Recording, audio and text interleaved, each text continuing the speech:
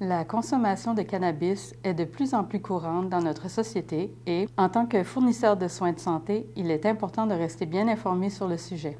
Comprendre les risques, les bienfaits et l'usage responsable du cannabis est essentiel pour guider les patients vers une consommation plus sûre. Toutefois, il n'est pas toujours facile d'aborder la question du cannabis avec les patients. Les idées fausses qui entourent son utilisation, associées à un manque de connaissances, peuvent rendre ces conversations inconfortables pour de nombreux professionnels de la santé. Dans cette vidéo, nous verrons comment un fournisseur de soins de santé peut avoir une conversation confiante et bienveillante avec un patient au sujet du cannabis. Une conversation claire, informative et exempte de jugement. Parlons de cannabis. Nous voyons d'abord comment avoir une conversation constructive à propos de la consommation de cannabis avec un patient adulte. Pour ce faire, il est essentiel de comprendre en premier lieu les principaux risques que nous devons mettre en évidence pour ce groupe démographique. Les stratégies de conversation sont tout aussi importantes.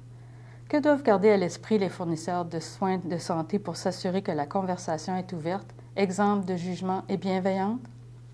Considérons d'abord les risques à communiquer. Le premier est que fumer est la façon la plus nocive de consommer du cannabis car cela endommage les poumons. Le cannabis peut également nuire à la coordination. La consommation de cannabis comporte des risques pour la santé mentale. On signale également des risques cardiovasculaires et pulmonaires. Le cannabis peut entraîner des interactions médicamenteuses avec les médicaments utilisés. La consommation de cannabis comporte également des risques pour le système reproducteur. Les produits comestibles présentent également des risques prolongés qu'il convient de garder à l'esprit. Maintenant que nous avons vu les risques, portons notre attention sur la façon dont nous pouvons avoir ces conversations importantes de façon efficace. La communication est essentielle et les fournisseurs de soins de santé peuvent garder à l'esprit plusieurs considérations lorsqu'ils abordent le sujet avec les patients, toujours avec bienveillance et sans porter de jugement. Voici quelques éléments à prendre en considération. Être clair, évaluer ce qui motive les patients à consommer du cannabis, évaluer leurs connaissances sur la consommation de cannabis, veiller à combiner la communication des risques et la réduction des méfaits, essayer de corriger gentiment les perceptions erronées que le patient peut avoir à propos du cannabis. Enfin, il est important de donner au patient une validation de sa consommation de cannabis. Voyons maintenant comment un fournisseur de soins de santé peut appliquer ces stratégies lors d'une conversation réelle. Un homme de 27 ans se présente pour un bilan de santé. Au cours de la conversation, il mentionne avec désinvolture qu'il consomme du cannabis à des fins récréatives, principalement le week-end. Vous souhaitez aborder le sujet de la consommation de cannabis et souligner son impact potentiel sur la conduite automobile et ses effets néfastes sur les poumons. Bonjour Alex, j'aimerais prendre un moment pour vous parler de votre santé en général et ça inclut la consommation de substances comme l'alcool, des drogues, du cannabis. Juste pour que je puisse avoir une meilleure idée de qui vous êtes comme patient, puis je puisse vous offrir un meilleur soin.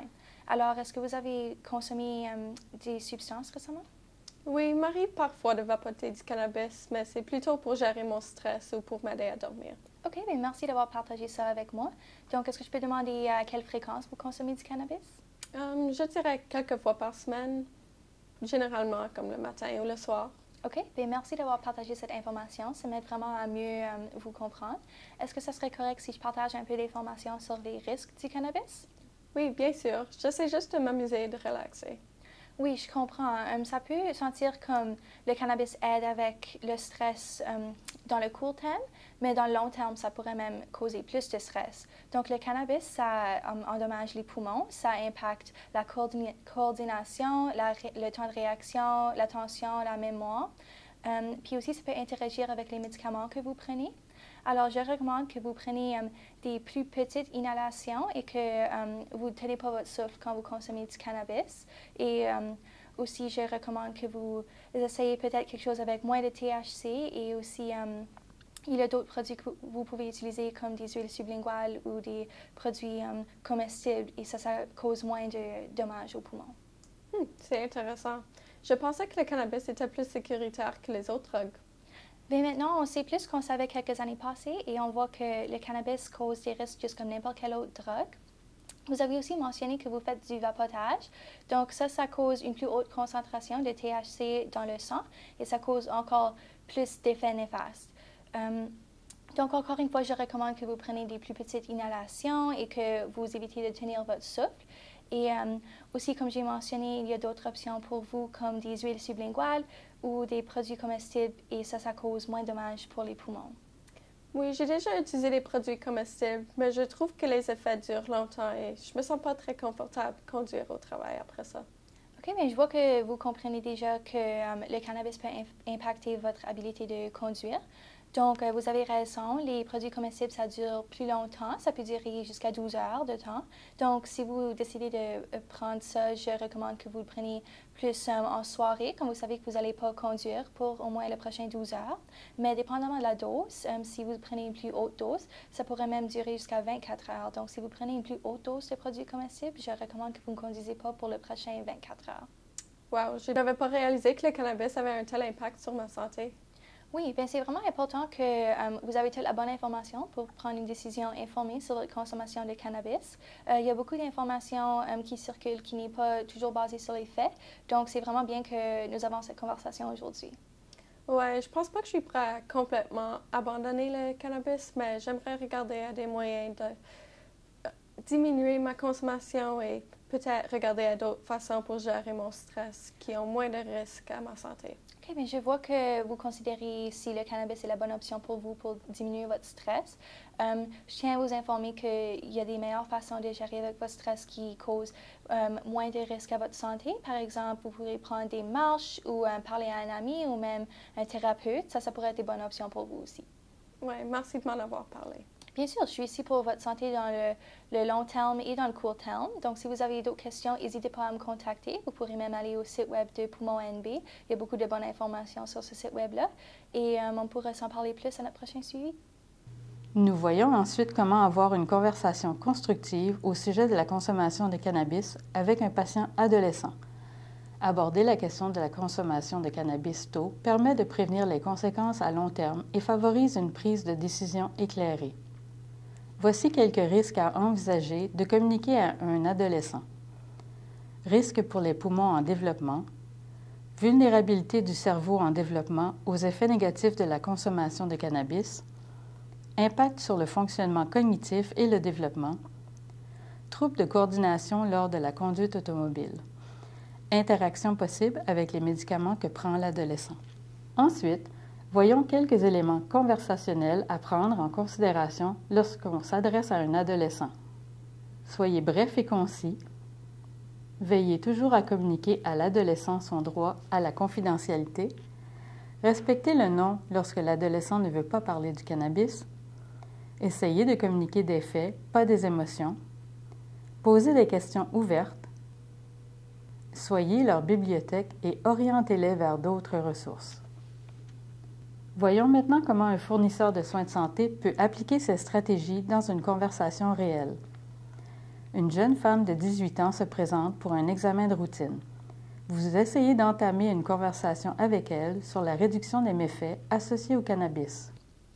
Bonjour Lily, avant de commencer, j'aimerais juste vous assurer que tout ce qu'on va se dire dans cette conversation, ça va être confidentiel. Donc, je n'aurai pas le droit de le dire à personne, incluant vos parents.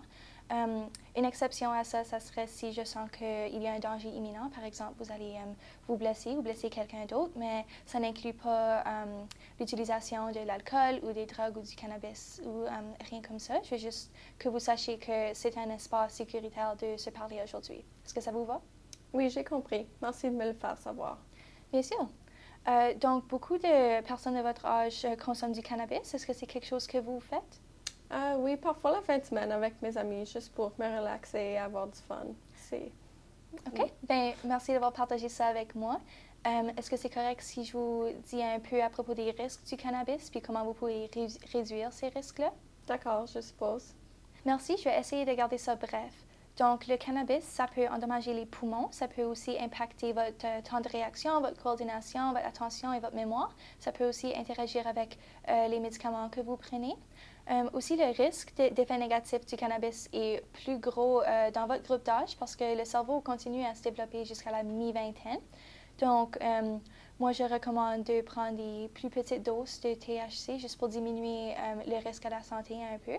Il y a aussi beaucoup de gens qui utilisent des huiles sublinguales ou des produits comestibles aussi parce qu'il y a moins de risques aux poumons avec ça. Wow, je n'étais pas au courant de ces problèmes. J'essaie juste de m'amuser et relaxer. Oui, je comprends. Il y a beaucoup de personnes de votre âge qui consomment du cannabis pour les mêmes raisons, mais c'est vraiment important de vous donner toute la bonne information pour que vous puissiez faire la bonne décision pour vous par rapport à votre consommation du cannabis. Si vous avez d'autres questions, vous pouvez me demander et je peux aussi vous diriger vers le site web de Poumon NB. Il y a beaucoup de bonnes informations sur le cannabis sur ce site web-là. Aussi, vous pouvez regarder sur les médias sociaux. Oui, je n'y ai jamais vraiment pensé, mais je vais y réfléchir. Parfait. On peut se reparler à votre prochain suivi. Oui, ça me va. Merci pour la discussion. Nous voyons ensuite comment avoir une conversation constructive avec une patiente enceinte au sujet de la consommation de cannabis. Il est important de souligner les risques potentiels pour la mère et le bébé en développement. Voici quelques risques à envisager de communiquer. La consommation de cannabis pendant la grossesse comporte des risques pour la reproduction. Il existe également des risques pour le développement du fœtus. Les conversations sur le cannabis peuvent être gênantes en présence d'autres enfants. Les patients pourraient voir le cannabis comme une option plus sûre que le médicament d'ordonnance. Il convient de reconnaître le manque de recherche sur la consommation de cannabis pendant la grossesse. Enfin, si la personne souhaite continuer à consommer du cannabis, concentrez-vous sur la communication des stratégies de réduction des méfaits. Bonjour Ali, j'aimerais parler un peu plus de votre état de santé général, incluant la consommation de substances comme l'alcool ou des drogues ou cannabis aussi, juste pour que je puisse avoir une meilleure idée de votre santé par rapport à votre grossesse. Ça va m'aider à avoir une meilleure idée de les soins que je dois offrir par rapport à votre grossesse. Donc, est-ce que vous avez consommé du cannabis durant votre grossesse? Oui, j'en consomme parfois, juste pour m'aider avec la nausée ou pour dormir. C'est difficile de me relaxer avec tout ce qui se passe. OK, bien merci d'avoir partagé ça. Est-ce que je peux demander à quelle fréquence et le type de consommation de cannabis? Oui, je le fume généralement le soir ou si je me sens nauséeuse. OK, bien merci d'avoir partagé ça. Je vois que vous utilisez le cannabis plus pour soulager vos symptômes de grossesse. Donc, est-ce que je peux demander, est-ce que ça a aidé avec vos nausées puis vos troubles de sommeil? Oui, ça l'aide bien avec les deux. Je me sens pas toujours bien avec la nausée, ça m'aide à me détendre un peu. OK, bien, je comprends. La grossesse, il y a beaucoup de changements physiques, ça peut être vraiment difficile. Maintenant, j'aimerais plus regarder à, juste en général, le cannabis en grossesse, puis les risques. Donc, est-ce que ce serait correct si je vous parle un peu des risques d'utiliser le cannabis durant la grossesse? Oui, bien sûr. Je n'y ai pas vraiment réfléchi avant. OK, merci pour votre ouverture. Donc, il y a beaucoup de recherches et ils ont trouvé que la consommation de cannabis durant la grossesse, ça peut impacter le développement du cerveau du bébé. Ça peut aussi impacter leur habilité à apprendre et leur attention. Aussi, ça peut causer un petit poids de naissance. Donc, c'est aussi à noter qu'une plus haute concentration de THC, ça peut causer encore plus de risques néfastes pour le bébé.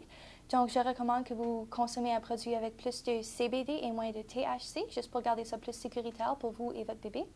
Je tiens aussi à vous informer que le cannabis peut interagir avec les médicaments que vous prenez et ça peut causer des effets avec ça aussi. Il y a des personnes qui essayent d'utiliser une plus basse dose ou à une plus petite fréquence, juste pour garder ça plus sécuritaire aussi. Il y a aussi des options comme de l'huile sublinguale ou des produits comestibles. Ça pourrait aider aussi. Comme nous comprenons pas complètement l'effet du cannabis pendant la grossesse, ma recommandation, ça serait d'essayer de l'éviter le plus possible, juste pour garder ça le plus sécuritaire possible, mais je comprends que c'est pas toujours facile. Oui, j'essaie juste de gérer mon inconfort. Oui, bien, je comprends ça. La grossesse peut être vraiment inconfortable. Je tiens à vous informer qu'il y a des options plus et moins sécuritaires de consommer du cannabis. Donc, certaines options plus sécuritaires, ce serait des huiles sublinguales ou des produits comestibles. Mais avec les produits comestibles, les effets peuvent durer jusqu'à 12 heures de temps. Donc, si vous allez consommer ça, je ne recommande pas le faire durant la journée parce que les produits comestibles, ça peut impacter votre temps de réaction, votre coordination et ça peut faire que vous êtes plus à risque de tomber ou de vous blesser. Donc, je recommande vraiment que vous preniez ça plus en soirée. Mais c'est aussi important de vous souvenir que les produits comestibles, il faut les serrer hors de la portée des enfants. Il faut s'assurer qu'ils sont dans une place sécuritaire avec une porte barrée et préférablement en haut, où que les enfants ne peuvent pas les accéder parce que certains produits comestibles ressemblent à des bonbons et ça serait très dangereux pour un enfant. Oui, j'y ferai attention. Je n'étais pas au courant de toutes ces options autres que de fumer le cannabis. C'est quoi les risques pendant que j'allaite? Alors, quand vous consommez du cannabis, le THC peut passer de vous à votre enfant parce que ça va aller dedans votre lait maternel. Donc, pendant que vous allaitez, je recommande que vous essayez de fumer tout de suite après que vous allaitez ou vous essayez de s'assurer qu'il y a une grande pause entre quand vous allez fumer puis quand vous allez allaiter, juste pour s'assurer qu'il n'y a pas de risque pour votre enfant. J'ai beaucoup de matière à réflexion. Oui, bien, c'est vraiment important qu'on ait cette conversation, juste pour que vous puissiez voir tous les risques du cannabis durant la grossesse et que vous avez toute la bonne information pour prendre une décision informée sur votre consommation du cannabis durant la grossesse. Donc, si vous avez d'autres questions, vous pouvez toujours me demander. Vous pouvez aussi vous référer au site web de Poumon NB. Il y a beaucoup de bonnes informations sur ce site web-là. Enfin, nous examinons comment avoir une conversation constructive sur la consommation de cannabis avec une personne âgée.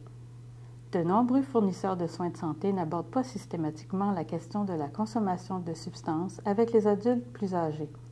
Il est donc important d'entamer cette conversation dès maintenant. Voici quelques risques à envisager de communiquer. Les troubles de motricité augmentent les risques de chute et de blessures. Risques cardiovasculaires et pulmonaires. Il existe une corrélation entre la consommation de cannabis et les conséquences sur la santé mentale des personnes âgées. Les changements au niveau de la graisse corporelle et de la masse musculaire avec l'âge peuvent affecter la façon dont le cannabis est traité par l'organisme. Le cannabis peut interagir avec les médicaments que la personne utilise. Voici quelques éléments conversationnels à prendre en considération lorsque l'on s'adresse à une personne âgée. De nombreuses personnes âgées peuvent vouloir éviter l'utilisation d'opioïdes pour la douleur et choisir de consommer du cannabis pour gérer la douleur. La consommation de cannabis et d'autres substances chez les personnes âgées est fortement stigmatisée. En raison de la stigmatisation de la consommation de cannabis dans cette tranche d'âge, il est important de demander la permission d'aborder des sujets gênants tels que le cannabis. Finalement, nous nous adressons à une patiente de 63 ans qui utilise le cannabis pour gérer ses douleurs chroniques. Au moment d'aborder cette conversation, il est important de tenir compte de son état de santé, des changements liés à l'âge et de la stigmatisation potentielle de l'usage du cannabis dans son groupe d'âge. Bonjour, Madame Davis. Comment vous vous sentez aujourd'hui? Pas si pire. Un peu de douleur. Vous savez, les inconforts qui viennent avec l'âge. Oui, bien, je comprends. Ça peut être difficile quand on vieillit. Est-ce que ça serait correct si on parle un peu des substances que vous prenez peut-être? Oui, d'accord. Parfait. Donc, dans la dernière année, est-ce que vous avez consommé du cannabis? Ce n'est pas quelque chose dont j'ai l'habitude de parler. Je me sens comme c'est quelque chose que je ne devrais même pas faire à mon âge. Bien, je comprends. Il y a beaucoup de gens qui se sentent comme ça, mais j'aimerais vraiment avoir un environnement où que vous vous sentez à l'aise d'en parler avec moi. Donc, est-ce que j'ai votre permission d'en discuter? Oui, ça me paraît bien. Je suppose que je fume depuis un certain temps maintenant. Ça aide avec mes douleurs, mais je pensais que ce n'était rien de sérieux parce que je pensais que c'était un produit naturel et biologique. Oui, bien, même si le cannabis est une plante, c'est quand même une drogue et ça vient avec des risques, juste comme n'importe quelle autre drogue. Et c'est juste quelque chose à garder en tête. Donc, est-ce que ça serait correct si je vous parle un peu plus des risques du cannabis? Oui, bien sûr. Parfait. Donc, le cannabis peut endommager les poumons. Ça peut aussi impacter les capacités cognitives et l'attention, la mémoire et même la santé mentale. Même avec l'âge, la composition graisseuse et musculaire change et ça fait en sorte que le métabolisme du cannabis est plus lent et ça garde le cannabis dans le corps plus longtemps. Donc, pour vous spécifiquement, je recommande que vous preniez les plus petites doses et attendez que voir si vous sentez des effets. Et ça va faire en sorte que vous évitez de prendre une trop grosse dose. Parce que si vous prenez une trop grosse dose, ça pourrait impacter vos capacités motrices et ça pourrait même faire en sorte que vous êtes plus à risque de chuter ou de vous blesser. Aussi, c'est important de noter que le cannabis peut interagir avec certains médicaments que vous prenez. Oui, je prends des médicaments pour la tension artérielle et aussi un petit quelque chose pour le cholestérol. Et je prends du cannabis pour m'aider avec mon arthrite, mais je n'ai jamais pensé que le cannabis aurait un effet avec mes médicaments. Oui, bien, il y a encore beaucoup de recherches qui se font. Puis on n'est pas complètement certain de l'interaction avec le cannabis et les médicaments, donc je n'ai pas toutes les réponses pour vous. Mais il y a des façons de consommer du cannabis qui sont un peu plus sécuritaires, par exemple des huiles sublinguales ou des produits comestibles. Aussi, il y a l'option d'un vaporisateur d'huile et ça, c'est vraiment utile parce que ça vous permet de contrôler la dose que vous allez consommer avant que vous la consommez. Fait que c'est plus sécuritaire pour vous assurer que vous ne prenez pas une trop grosse dose. Oui, ça fait du sens. C'est juste un peu gênant. Je me sens comme je fais quelque chose que je ne suis pas censée faire.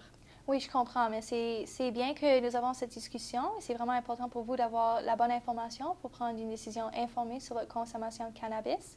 Si vous avez d'autres questions, vous pouvez toujours venir me voir ou vous pouvez même aller au site web de Poumon NB. Il y a beaucoup de bonnes informations sur ce site web. Merci, je me sens mieux à propos de ceci.